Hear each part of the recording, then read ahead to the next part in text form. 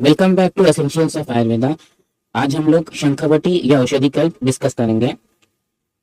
हम लोग under the following headings इसको डिस्कस करेंगे। कल्पना नाम, ग्रंथ आधार, रोग अधिकार, श्लोक, इसका श्लोक जो ग्रंथ में आया है, घटक द्रव्य, विधि, मात्रा, अनुपान, रोगनता और रिसर्च अपडेट्स।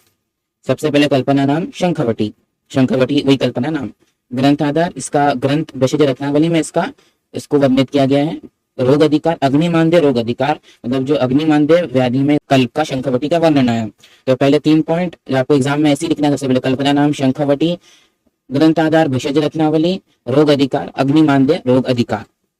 फिर श्लोक आपको याद है तो आप लिख सकते हो, नहीं तो कम से कम पहली 2 लाइन तो लिख सकते हो। एक बार हम बस रीड कर लेंगे श्लोक को। चिंच शारफलम पटु वज्रफलम निम्बुरस कल्कितम तस्मिन् शंखफलम प्रतप्तम असकृत संस्थाप्य शरणवधि हिंग वियोश फलम रस अमृतवली निक्षेपे निष्कांशिका वधवा शंखवटी शय ग्रहणी अरुचि पक्की शूल आदिशु। ठीक है, तो कम से कम पहले 2 या 3 लाइन जिसमें कंटेंट आए वो आने चाहिए, या पहले 2 लाइन याद हुई तो भी ठीक है।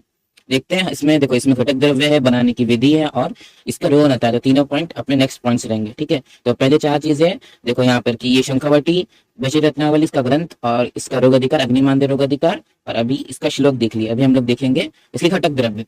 तो घटक द्रव्य जैसे श्लोक की पहली लाइन में था चिंचेशारा पटु वज्र, तो चिंचेशार मतलब इमली का शार, एक पल देखो, पल मतलब 48 ग्राम 4 तोला, और पटु वज्र मतलब पंचलवन 48 ग्राम। फिर नींबू रस कल्कितम, तो नींबू रस में कल करने के लिए नींबू रस तो अपने को मात्रा अनुसार, शंख भस्म 48 ग्राम। तो अभी यही करना है कि शंख भस्म, चिंचेशार, पटु वज्र, इन तीनों को अपने को नींबू रस में डालकर जीर्ण करना है, कल्क बनाना है। ठीक है, और साथ में हिंग। फिर अगली लाइन में क्या था, हिंग वियोश, हिंग एक पल, और वियोश मतलब 3 शुंठी मरीच पिपली, तो शुंठी 48 ग्राम, एक पल मरीच 48 ग्राम, एक पल और पिपली 48 ग्राम। फिर आगे क्या था, रस अमृतवली, तो रस मतलब पारद 3 ग्राम, अमृत मतलब वत्सनाथ 3 ग्राम और वली इन 3 ग्राम। तो ये घटक द्रव्य 11 याद होने चाहिए। फिर इसकी विधि कैसे बनाना है, अपना 6th पॉइंट है विधि। तो शंख को चिंचेशार पंचलवन में नींबू रस से कल्प बनाकर उसमें जीर्ण होने को रखते हैं। फिर तत्पश्चात इसमें कज्जली और समस्त द्रव्य को मिलाकर वटी निर्मित करते हैं, उसे वटी बनाते हैं। ठीक है, उसके बाद फिर मतलब दो अलग पेस्ट बनेंगे। एक नींबू रस से कल्प में 4 चीजें रहेंगी, शंख, चिंचेशार, पंचलवन और नींबू रस। और फिर रस और गंधक से हम लोग बना लेंगे कज्जली। फिर कज्जली में हम लोग हिंग वियोश वो डालेंगे और फिर दोनों पेस्ट को लास्ट में मिला देंगे। ठीक है, उसके बाद मात्रा, तो मात्रा 1 से 2 गुंजा 125 mg to 250 mg, ये AFI पार्ट 1 में है।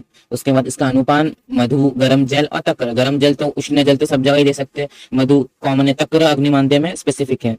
फिर रोगनता, अग्निमांद्य, ग्रहणी, क्षय, अरुचि, पक्तिशूल को AFI ने ब्रैकेट में ड्यूडेनल अल्सर ऐसे मेंशन किया है। और फिर लास्ट में इसका रिसर्च अपडेट्स। तो इसका रिसर्च अपडेट जो यही है कि इसको जुवेनाइल स्पॉन्डिलोआर्थ्रोपैथी में इसको यूज किया गया है। उसके ज्यादा मेजर रिसर्च अपडेट्स नहीं मिले, लेकिन ये एक मेजर इसका रिसर्च अपडेट्स है। तो एक बार क्विकली रिकैप करते हैं। 8 चीजें, कल्पना नाम शंखवटी, ग्रंथ आधार भेषज रत्नावली, रोग अधिकार, अग्निमांद्य रोग अधिकार, श्लोक वही है चिंचेशारा